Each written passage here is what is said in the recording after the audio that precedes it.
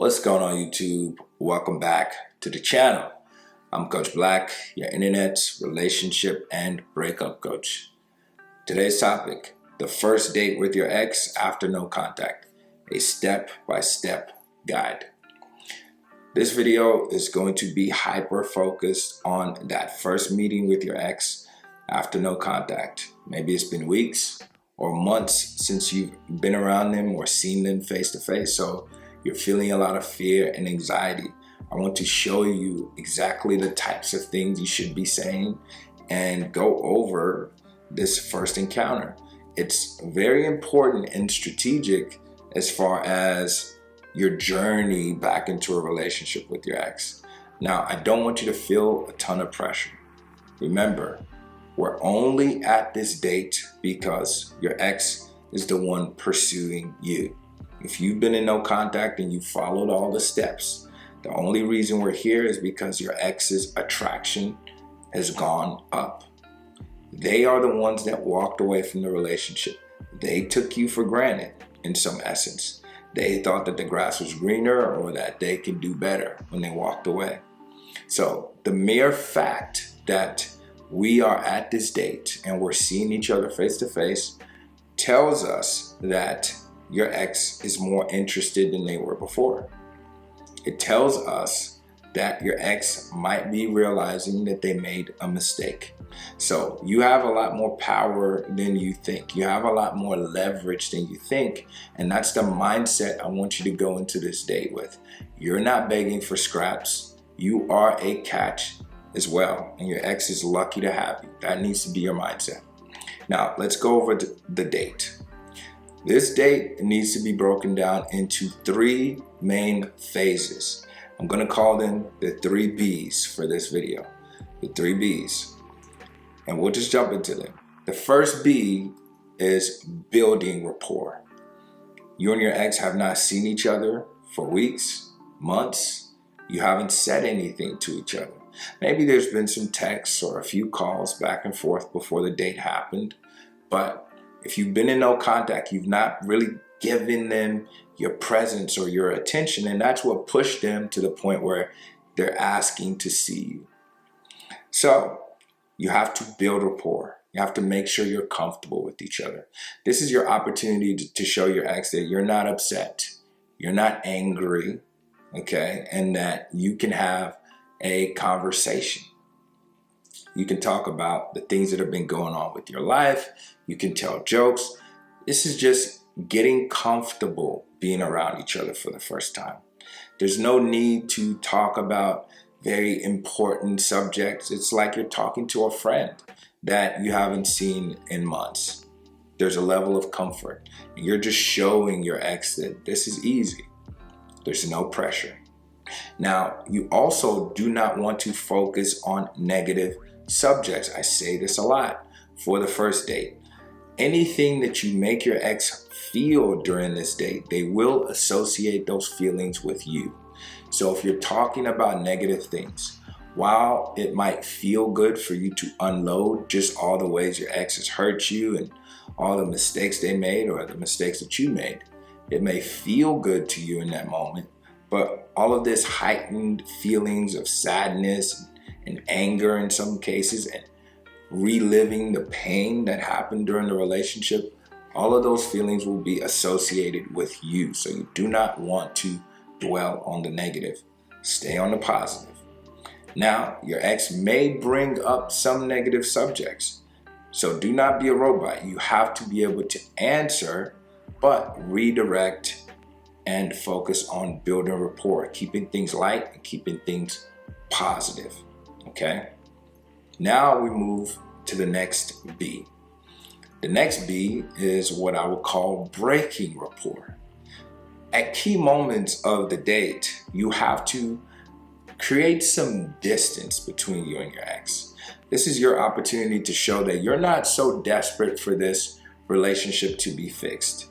And in key moments, you're willing to even push them away to show that you're not attached. So that may come into hand where your ex tests you, for example. They may say something like, I just don't know about us. I don't know if I'm ready to get back in a relationship with you. I don't know how I feel. A lot of times they're saying these things to gauge your level of interest. They're testing you. They want you to start fighting for the relationship, to start jumping through hurdles and start proving yourself. So you break rapport by letting them know that's not what you're looking for. You can say something like, I don't think we're at that phase either. Frankly, I have to see and know that you've gone through the changes that will make me feel comfortable to give this relationship a shot. And the same, I have to make sure that we're compatible and that I'm in the right place to be in a healthy relationship with you. So you create that distance by being unattached. That's called breaking rapport. But you don't stay there.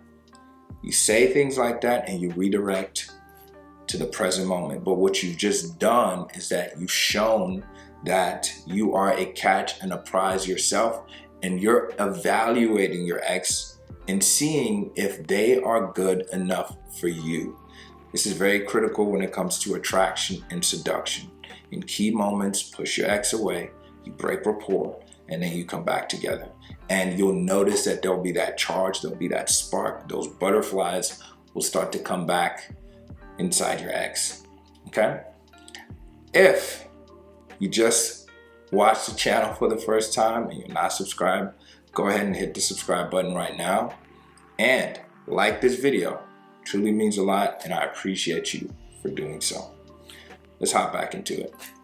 The third B, just as important, is what I like to call being free. You want your ex to feel free. You give them the impression that even though we had this amazing, wonderful date where there's been some joking, there's been some serious, deep conversation, there's been some moments of heaviness and attraction and that spark, you are still willing to let them go after the conclusion of the date, okay? Without that attachment that just because we had a good time, that means, when am I gonna see you next? When are we gonna do our next date? When are you gonna call me, text me? None of that. You have a great time, and when the date ends, you bow out gracefully. Maybe there's a hug at the end. At most, you share a kiss, okay? You want to hold back on doing too much of these intimate things with your ex in the beginning. So even if they are pushing for more physically, you want to have some boundaries and tell them you want to take it slow. It's better that you build up the anticipation and rushing into the bedroom with your ex or doing too many physical things with your ex. So you want to take things slow. So after the hug or the kiss, wherever the date ends, you go your separate ways. You give your ex that feeling of freedom.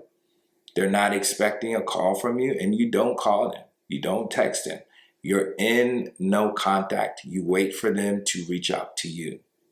What's going to happen is your ex is going to be remembering how amazing this date was, how they had a great time with you, and how much more they want to see you in the future because you're not pressuring them.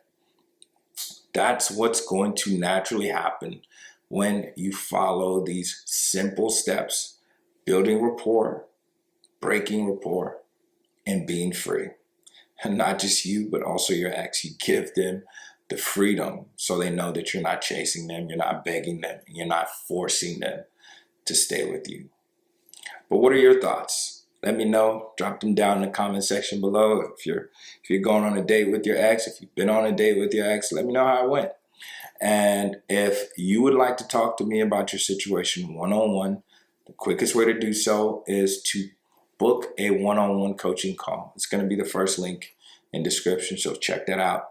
Again, if you haven't already, like this video. I appreciate you for doing so. Subscribe to the channel and hit the bell so you don't miss any of my future videos. I'll catch you in the next one. Peace.